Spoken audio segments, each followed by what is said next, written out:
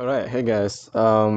Today I was just like, I wanted to share with you this channel that I've been following called Film Gob. I've been watching him for like not very long. It's been almost a year, I guess. And I really like his opinions on certain things, such as the concept Snyder had in his films and how a lot of people fail to understand and view that, and as well as how these MCU films have kind of dumbed down filmmaking, and they're just not valuing their superheroes as to be super enough. They're pretty much just comedy eccentric right now, and they're becoming comic relief rather than the ideal that they were there in the comics for in the first place. That I did mention in one of my previous videos. Superheroes should not be taken lightly because they are supposed to be everything that we want to be and more. And just like how ordinary people face ordinary conflicts, superheroes instead they face.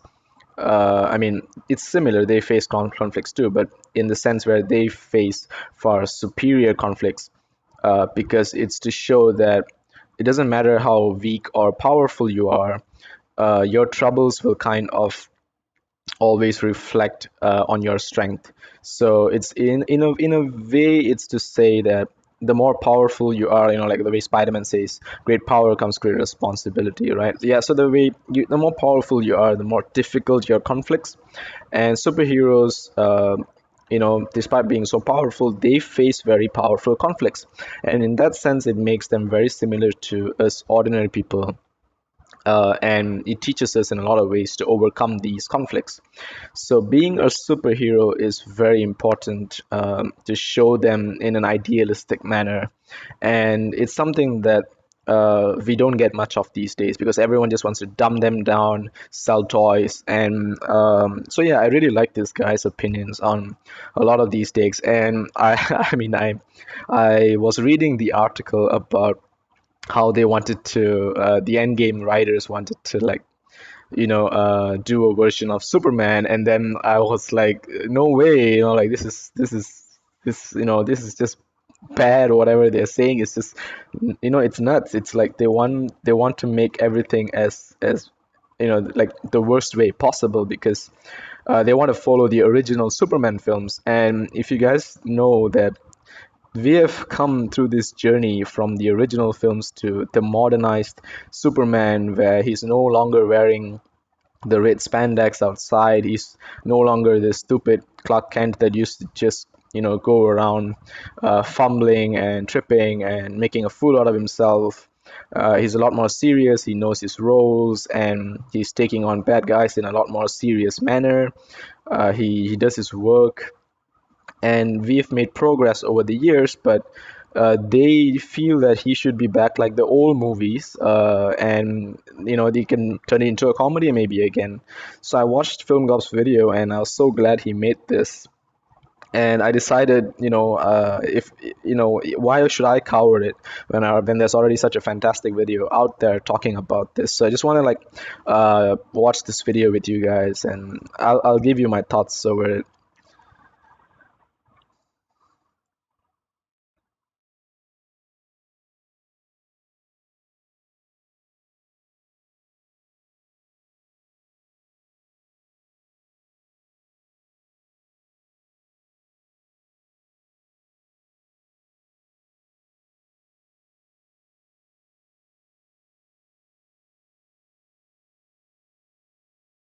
Yeah. So yeah, it's pretty obvious that he's quoting Christopher Reeves on how the concept of the old Superman was just very much for kind of comic relief, and the whole concept behind Clark Kent was not really it's not really vital to the role of Superman. And yeah, this is the article that I came across as well. So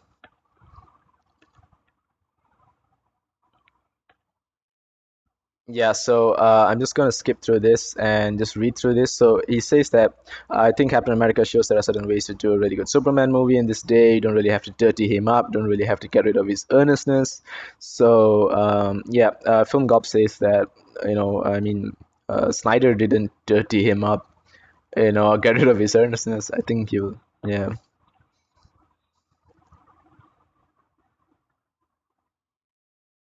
Yeah, exactly. Man of Steel, I've mentioned it, to you guys before. For me, this is the best superhero origin story ever made, and one of the best superhero films that I have ever watched.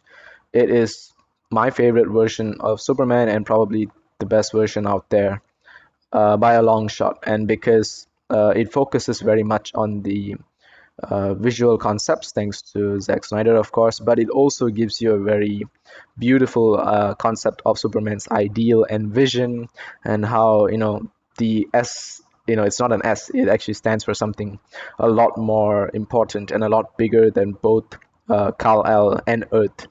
And so, for him taking up this mantle is not something ordinary, and that's where Superman is. It's not just about being the power, being all powerful and everything, but it's about taking up a mantle to kind of become the protector of the earth, and provide hope, because that's what it actually stands for.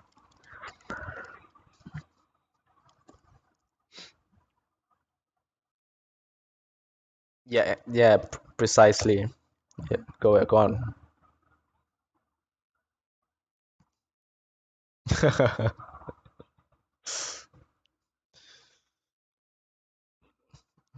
Yeah, I guess they do. Okay, whatever.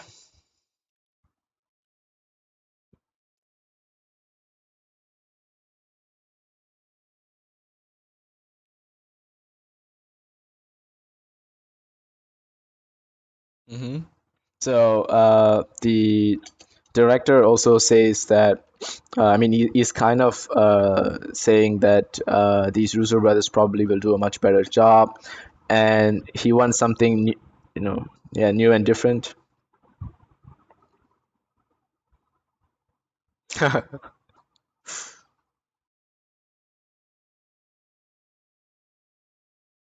Right,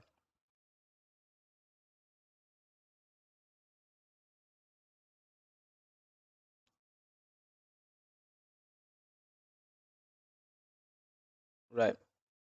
So it's interesting, really interesting what Christopher Reeve said. And if you guys don't understand, basically, uh, Superman is almighty and powerful. He barely needs to eat or sleep.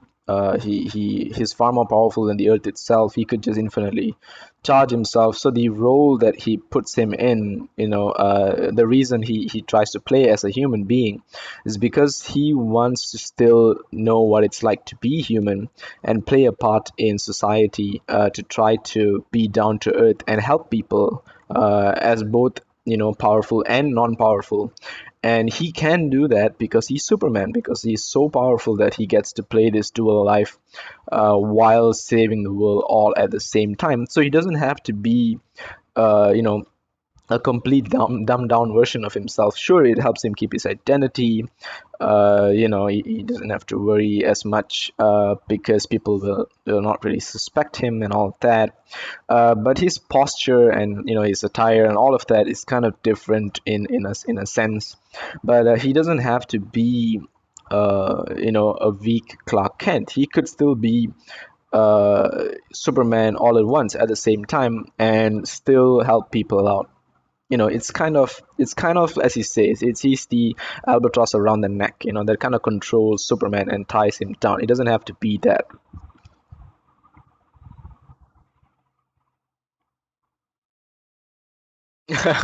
This one is just hilarious. Yeah, this is a great compilation of just telling you how much of a comedy piece basically the entire MCU is. Yeah, it's fantastic humor, comedy.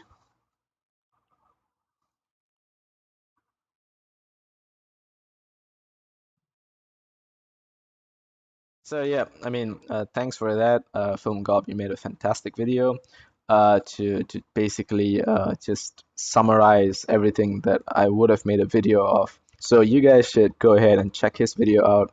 I'm not gonna be, I mean, I basically can't monetize my videos anyway because I'm too small of a channel. But if it comes down to it, I want Film Gob to claim revenue from whatever this is because I'm just here to share my thoughts on this.